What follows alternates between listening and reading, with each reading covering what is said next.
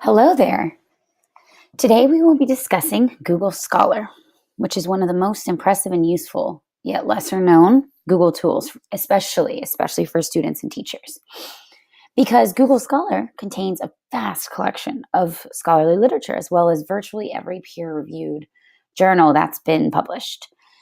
And it is one of the coolest things. So let me show you how that works. We're going to start out our Google homepage to make sure that we're logged into our account.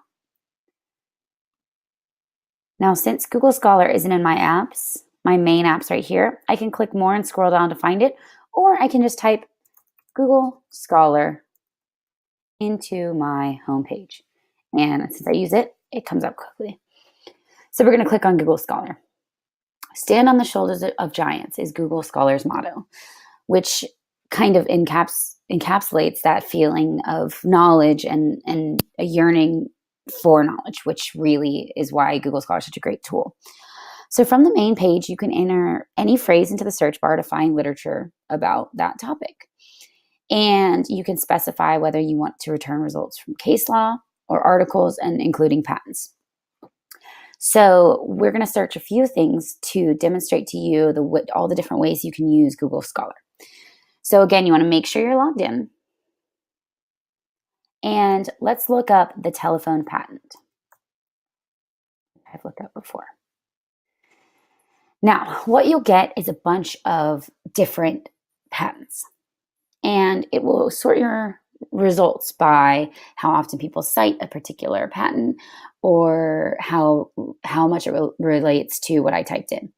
So we have a bunch of these, which are, if you could look at the dates, are more recent. Now, what I'm looking for is Alexander Graham Bell's telephone patent. So what we can do over here is we can get into advanced search. So what we want to do is put in a custom range. So let's say 1850 to 1900.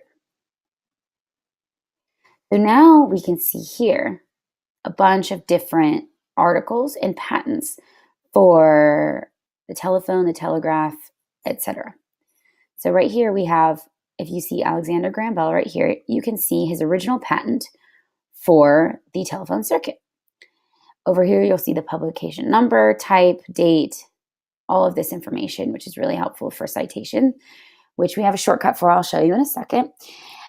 Most of the time, I'd say a good 90% of the time, they'll have an original image of that patent, which is really cool because you can see the original patent that was filed with the patent office when it was created.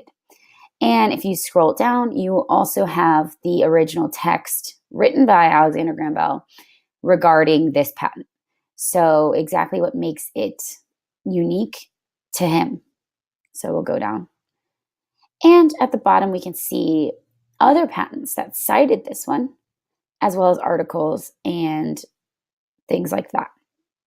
So you can just keep seeing more relevant sources starting from one location. Now, a really cool thing you can do with Google Scholar is you can click this button right below your search result, and it will give you all the major styles citation-wise. This is extremely helpful for students because I have so many issues with my students citing things because there's different styles or they use a website citation machine and they only get to save a few if they don't have the paid version. And this is just great because it's easy, it's free, you can copy them, you can export to different applications if you have any of these. And it's just a copy and paste situation. And it's so simple and easy, and you're getting the correct citation. You can also save this article for later if you wanted to return and read about it. And that'll show up in my articles. And then you can look at related articles, which is really cool. Now, another great thing that Google Scholar does, let's go back to their homepage, is you can search for case law. And this is great. As you can see, I've already searched for freedom of speech. This is so wonderful because you can look down and it'll give you all the results from local courts to federal courts about court cases that have to do with freedom of speech.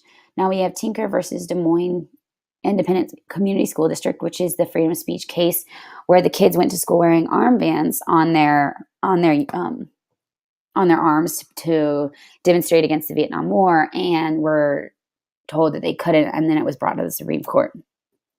So it'll remind you up here what you're looking at, the year, the case, and what's really cool is it'll highlight freedom of speech throughout this court case.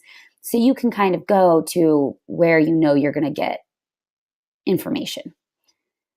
And it will give you the whole court case.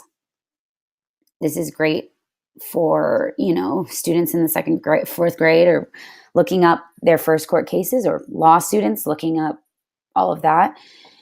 And you can also search for a very specific court case, like Texas v. Johnson.